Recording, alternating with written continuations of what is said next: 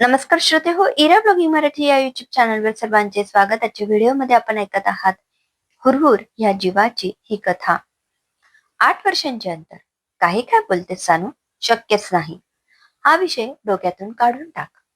आईने जरी या विषयाला ना स्वल्पविराम ना अर्धविराम, सरळ पूर्णविरामच दिला असला तरी सानूच्या डोक्यातल्या विचारांचं वादळ शमलेलं नव्हतं.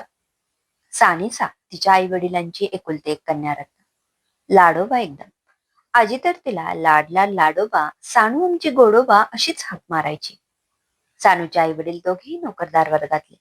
घरात एकूणच आर्थिक सुबत्ता, दुःख, तडजोड, कमतरता हे शब्द व त्यांचे अर्थ सानूचे शब्दकोशातच नव्हते. सानिसा दिसायला सुंदर, चाफेकळी नाक, गोऱ्या त्वचेत भर टाकायला गुलाबी मधाळ ओठ, गालावर खोल खड्डा पाडणारी खळी तर तिच्या हास्यावरून आरूढ होऊन बसे. आणि सर्वात पाणीदार व टप्पुरे डोळे तर दगडालाही पाझर फुटवतील असे होते. हे तेजस्वी नयन म्हणजे जणू तिच्या मनाचा आरसाच होता.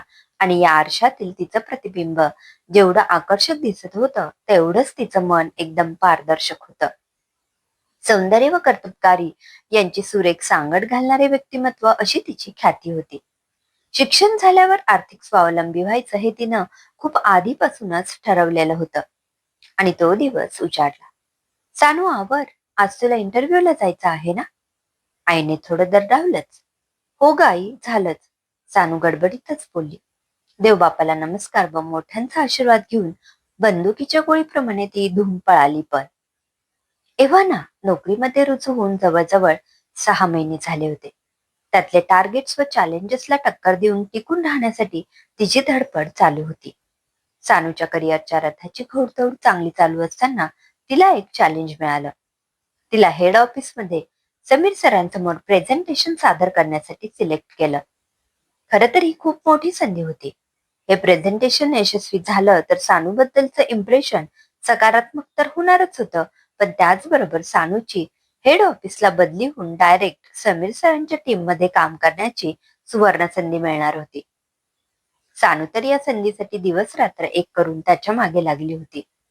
प्रभावी सादरीकरण एवढा एकच ध्यास तिच्या मनी होता. कारण हे तसंच होतं. समीर सरांच्या टीम मध्ये काम करणं म्हणजे ज्ञानार्जनाची पर्वणीच असते. समीर पाटील हे नाव आयटी सेक्टर मध्ये नावाजलेलं नाव. लहान वयात फार मोठी मजल मारली होती समीरने. त्यांच्या फक्त ऑफिसमध्ये असल्याने भले भले लोकांची भंभेरी उडत असे. अतिशय शिस्तबद्ध, वक्तशीरपणा, कामातला चोखंदळपणा हे त्यांच्या व्यक्तिमत्वातील पैलू होते. 6 फूट उंची व करारी बाणा त्या व्यक्तिमत्वाचा पैलूंपैकी चकाकणारे हिरे होते. आणि तोंड व पोट यांची लयबद्ध सूत्रता पार पाडण्यासाठी जेवढी आर्थिक सुबत्ता लागेल तेवढीच, किंबहुना त्याहून थोडी कमी, अशा परिस्थितीतून वर आलेल्या समीरला आर्थिक सामाजिकतेचे भान पूर्णतः होते. त्यामुळे त्याचे व्यक्तिमत्व फणसासारखे वरून काटेरी व आतून रसाळ गऱ्यासारखे गोड होते. सानिका मॅडम, चला आवराआवरी करा. आज तुमचा इथला शेवटचा दिवस, यशने सानूला तंबी दिली. यश म्हणजे आत्ताच्या ऑफिस मधल्या सानूचा मित्र कम बॉस. काय झालंय सर? सानूने आश्चर्याने विचारलं. सांगितलं ना तुला उद्यापासून इथे यायचे नाही. तू तुझा मेलबॉक्स बघ, तुला इथून काढून टाकले, यश रागीट स्वरात म्हणाला. सानूने मेलबॉक्स बघितला आणि तिच्या आनंदाला पारावारच सुटला नाही. यशने सानिसाचे मनापासून अभिनंदन व कौतुक केले, कारण सानूच्या कष्टाचं फळ तिला मिळालं होतं. डायरेक्ट समीर सरांच्या टीम मध्ये तिला स्थान मिळालं होतं. आज रात्री तर सानूला झोपच आली नाही. तिच्या करिअर मधली सर्वात महत्वाची पायरी तिने पार केली होती. या विचारानेच रात्र सरून गेली. कधीतरी पहाटे तिला झोप लागली. मग कुठल्या घड्याळाचा गजर आणि कुठली आईची गर्जना. सानू मॅडम आज नेहमीपेक्षा पण थोड्या उशिराच पोहोचल्या. सानूच्या चेहऱ्यावरची झळाळी मात्र क्षणिक ठरली. मी आत येऊ शकते का समीर सर? उत्साहाच्या भरात सानिसाने विचारले. अरे सानिसा मॅडम, या या बसा. पाणी घ्या. तुम्ही चहा घेणार की कॉफी? समीर सर म्हणाले. समीर सरांच्या बोलण्यातला तिरकसपणाने सानिसाचे नव्या ऑफिसमध्ये स्वागत झाले. हे काय कमी होतं म्हणून समीर सरांनी टीम मीटिंग मध्ये सुद्धा सानूचा वक्तशीरपणाचं त्यांच्या पद्धतीने फारच कौतुक केलं. ज्या स्वप्नाळू डोळ्यांनी सानू आली होती त्याच डोळ्यात आता फक्त अश्रूंची नदी वाहत होती. मला ते समीर सर अजिबात म्हणजे अजिबात आवडले नाहीत. असतील कर्तबगार त्यांच्या घरी. खूपच रागारागात चानू आईशी बोलत होती. तरी हिंमत करून आईने विचारलं, चानू काय झालं आहे? मला तर वाटलं की तू तर एकदम आनंदातच घरी येणार. चानूच्या रागाचा पारा अगदी गगनभेदी झाला होता. आनंद? आनंद कुठला? जर तुमचा बॉस हिटलर मॅन असेल तर आनंद, सुख, मज्जा हे शब्द तुम्ही विसरायचे. हिटलर मॅन हा एकदम चपलाक शब्द मिळाल्याने चानू मनातल्या मनात हसली. अफाट ज्ञान, कठोर मेहनत व आकर्षक व्यक्तिमत्व यामुळे समीर सर मुलींच्या मनातले ताईत होते. पुढचे काही महिने असेच गेले. कधी कृष्ण धवलपटासारखे तर कधी कधी रंगीबिरंगी रंगांनी बहरलेले. ऑफिसच्या कॅन्टीन मध्ये सानू आणि टीम मधल्या मैत्रिणींमध्ये गप्पांचा फड रंगला होता. तेव्हा समीर सरांचा ओघानेच विषय निघाला. सानू नकळतपणे म्हणाली, निकिता प्लीज त्या हिटलर मॅनचा विषय नको. तसं निकिता, पूर्वा व साधनाला हसू आवरेना.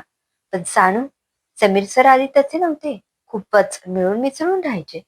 एक काय अशी घटना त्यांच्या आयुष्यात घडली आणि दुःखाची साखळी सुरू झाली बघ. पूर्वाने हिटलर मॅनची बाजू सावरली. हो, फार वाईट झाले आहे. म्हणूनच आम्हाला त्यांच्याबद्दल जास्त आदर वाटतो, साधना म्हणाली.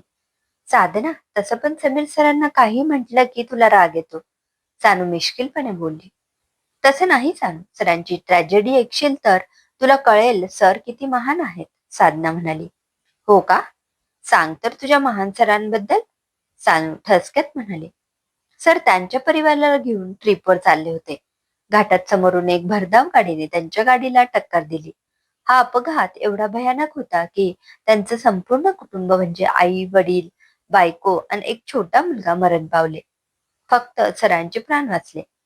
साधनाने अतिशय दुःखी भावनेने ही घटना सांगितली.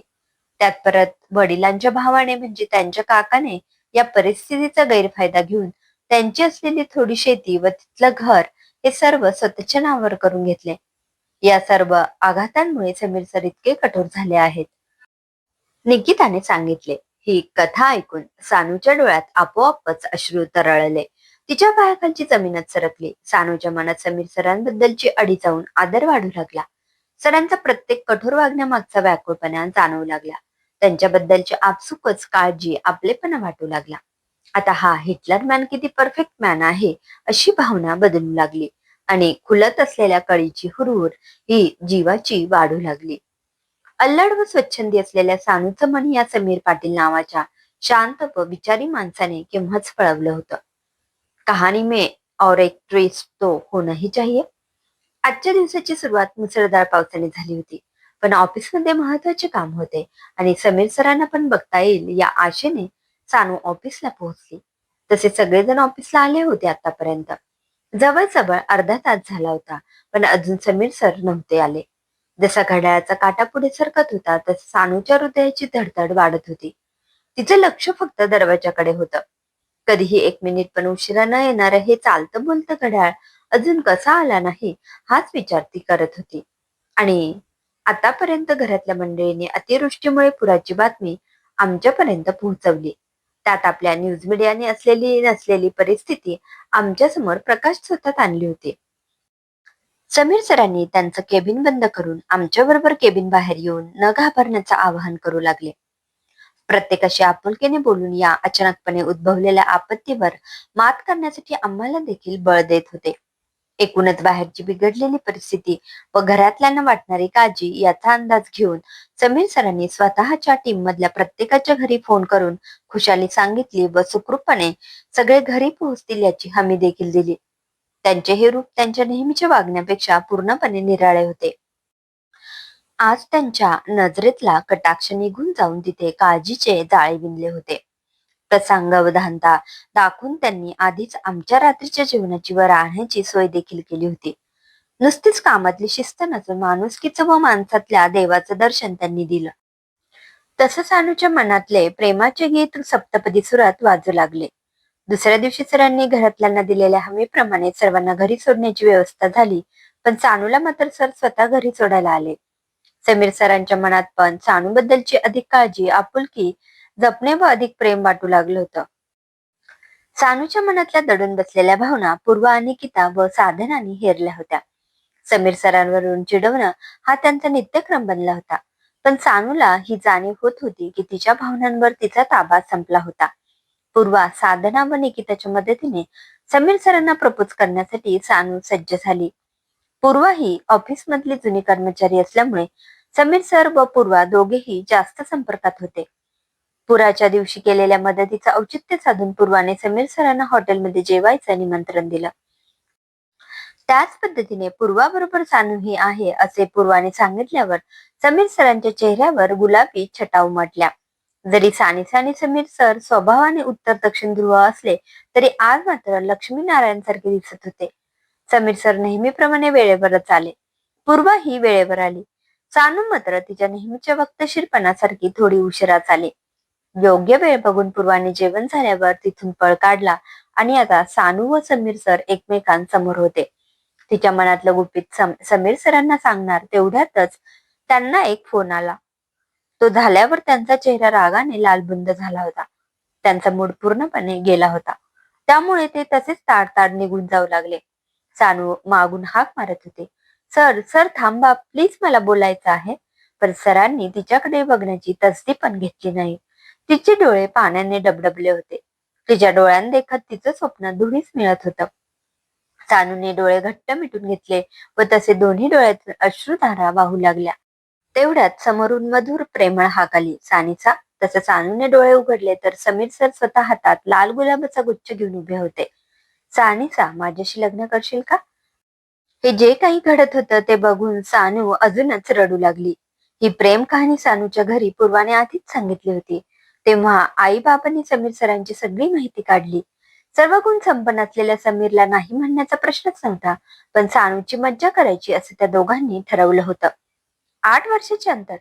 काही काय बोलते सानू, शक्यच नाही. हा विषय डोक्यातून काढून टाक, आईने रागवून सांगितलं. सानूच्या डोक्यातल्या विचारांचं वादळ शमलं नव्हतं.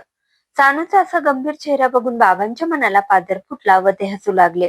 तसं समीर व सानूला या नाट्याचा अंदाज आला व सर्वजण हसू लागले. हे दृश्य बघून सानूच्या तोंडातून आपसुकच चारोळी आली. प्रेम वाटते आंधळे तरी डोळसपणाचे, मनाची व जीवाची हुरहुरता वाढवणारे. समाप्त. लेखिका प्राजक्ता जोशी सुपेकर. धन्यवाद.